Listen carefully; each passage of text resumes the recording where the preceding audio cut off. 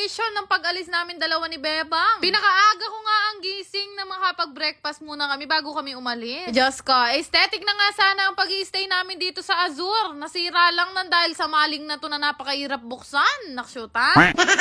Talagang hindi nakaka-Disney princess dahil nailaban ang aking Barbie arms. Charis. Na rin namin yung mga natira namin pagkain at after noon, hindi na ako nakapag-video kasi wala noon masyadong importante nangyari. Kumain lang kami. Ay nga, gumayak na nga ako at pinakita ko nga sa kanya itong pabango kong free siya ng Mystery Scents. Natuwa nga siya kasi sabi niya buti daw may dala ko at maaamoy na nga niya itong pabango ko. Sineshake ko nga yan bago gamitin at 3 to 5 hours ang tinatagal ng amoy niya. Ang hilig ko sa may pagka-fruity at floral na pabango kaya yan yung lagi kong gamit. Siyempre dahil nandito na rin si Bebang, pinatry ko na sa kanya itong pabango ko nga na lagi kong dala. As usual, nagustuhan din ni Bebang kagaya ng mga nakakaamoy sa akin. Katapos nga namin gumayak, lumabas na rin naman kami dahil pahapon na nga at tumawag na nga lang kami ng tricycle. Lang nga dito sa Azur, magbabiyahe lang kami papunta sa Robinson Star Mills dahil gusto daw niya makatikim ng okoy. Para lang kami nagpi-field trip nitong si Bebang at ako ang tour guide niya. Siyempre, dito ko siya unang dadalhin sa The Original Okoy King. Business ko to eh. Dito ko nga siya dinala sa may Robinson Star Mill branch kasi ito yung pinakamalapit sa pwesto namin o sa pinag-i-stayan namin. Sabi ko nga sa kanya, pakamukbang mo dahil yan ang susi para sa malinaw nating mata. Nakshuta. Nagtatanong at naghahanap sa aking okoy, buhay na buhay pa rin ang okoyan ko, malakas pa rin po. At nga sa pritong okoy, meron na rin kami ditong okoy overload na murang-mura lang yan, napakasarap niyan guys. Kung gusto nyo rin matikman itong pinagmamalaki kong okoy, abay bumili kayo syempre. Tapos nga namin kumain ng okoy, dumiretso nga kami dito sa may supermarket at sabi ko sa kanya mamimili ko ng mga ingredients na gagamitin ko para mamaya sa kaldereta. Bago nga kami umalis ng Azur kanina, nakalista na kung ano yung mga bibili namin pero pagdating dito, kulang-kulang pa rin. Sabi ko nga kay Bebang, ipagluluto kita ng masarap, yung parang talagang pang-asawa na yung level, ganon. Pre, yung sakto lang sa aming dalawa yung binili namin pero mukhang naparami. Kasing malapit na talipapa o tindahan doon sa pinag-i-stayan namin kaya dito pa kami namili sa mall. Hindi nga noon, dumiretso kami dito sa may Sky Ranch at dito na nga yung huli naming destinasyon. Oh. Ako nga mag-rides ngayong mga panahon na to dahil nga palaging umuulan pero sabi ko kay Bebang subukan namin mag-Ferris wheel. Yung pa nga lang ako nakasakay sa Ferris wheel na may aircon, panay kasi ako sumasakay sa may peryaan na medyo makalawang. Tsare! Ari nga noon, nag-aya ako sa kanya na maglaro muna kami kahit hindi naman kami mananalo dito. Sige, sino ang buhay na patunay na meron nang nakashoot sa ring toss na to? Nakashoot ha? Simula nung high school ako, nagsushoot na ako sa mga bote na yan. Siguro kung iipunin, meron ng kalahating milyon, hindi pa rin ako nananalo. Tsare! Habang naglalaro ka kami nito ni Bebang, grabe, nag-throwback sa amin yung mga panahong nasa Japan kami, tapos napakahilig din namin maglaro ng mga ganito.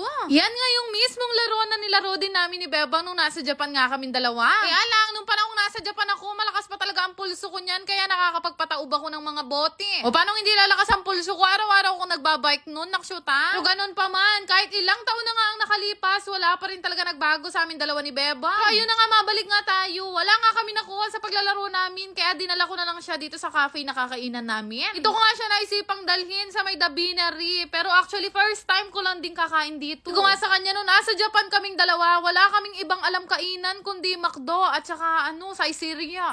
Sobrang nakakatuwa lang kasi wala talaga nagbago sa samahan namin dalawa nitong si Bebang. Balik na nga sana kami sa Azur niyan pero may nakakilala pa sa akin dito sa Beanery at nagpa-picture nga sila. Salamat po. Alipasara na nga rin tong SM Pampanga at nakakatuwa kasi karami nakakilala sa akin dito. Grabe, nakakataba ng puso na mayroong mga nakakakilala at nakakapanood sa mga vlogs ko. Tapos nga noon, nag-tricycle na nga kami dalawa ni Bebang at umuwi na nga kami pabalik dito sa pinag-i-stayan namin. Siyempre, hindi pa nga kami nagde-dinner niyan kaya sabi ko sa kanya, lulutuin ko na ang pangmalakasang kaldereta ko. Papakita ko sa kanya kung bakit deserve ko talagang pakasalan. Kwentuhan pa nga niya kami dyan at kinamusta niya sa akin si Bebu. Sabi ko, yan ang nagustuhan sa akin ni Bebu. Magaling kasi akong magluto. Makakapanood nito, wag niyo pong itatag si Bebu. Baka mamubang kasal namin. Takot pa rin kasi ako sa mantika. Nakshoot ha? Alam niyo ba guys, na tuwing nasa staycation lang ako nagluluto kapag ka nasa bahay, tamad na tamad ako. Ko kasi kapag ka nasa staycation ako, very professional ako magluto. Kala ko nga guys, sobrang konti lang na nabili namin dalawa ni Bebang, pero iniisip namin ngayon kung paano namin to uubusing dalawa. Naparami kasi yung luto ko, tapos nilagyan ko pa na nilagang itlog. Grabe, pwedeng-pwede na ako talagang maging Mami Mengay Vlogger Staris. Itigil na natin yung kahibangan na yan. naranop ni Bebang, kaya ginayak ko na yung mga pagkain namin. Ayo guys, sino ang pinakamatagal nyong kaibigan? Ag nyo yung mga kaibigan nyo guys, at titingnan ko kung sino yung pinakamatagal at bibigyan ko kayo ng libreng overnight stay dito sa may Azure. Siyempre, dapat yung totoong kaibigan ha. Pota kanyan, may pag-plastic kayo mo. Nakshoot ha?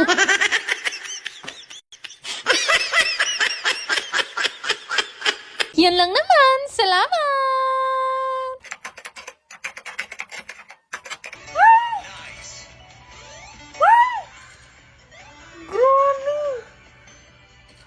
Hindi ko nga i-gatekeep itong pinaglilibangan kong laro na QQWin. Sabi guys, sobrang ganda ng laro na to. Pero syempre ito ay libangan ko lamang. Higpit na ipinagbabawal to sa mga bata. At syempre kung wala kayong extra, wag nyo na pong laruin. Ipapakita ko din sa inyo kung gaano kadali laruin yung mga laro nila dito sa QQWin. Pag kasi wala akong ginagawa, ito yung nilalaro ko yung Sweet Bonanza na talaga naman napakalaki kong manalo. Minsan nga, nagugulat na lang ako. Malaki na pala ang napapanalunan ko. Hindi ko pa alam. Dali din kasi yan laruin at pipindot-pindot ka lang naman. Yan ko nga kayo ng sample kung gaano kalaki na panalunan ko nga kagabi. Kapag ka ganito na kalaki na papanalunan ko, automatically mini-withdraw ko na yan. Pero yung puhunan ko nga 5,000 pesos, 200,000 pesos na siya ngayon. Pre, hinay-hinay lang sa paglalaro. Eka nga nila, play responsibly. Lahat nga na magre-register, bibigyan ko kayo automatically ng GCash. Ilalagay ko na lang yung link sa comment section.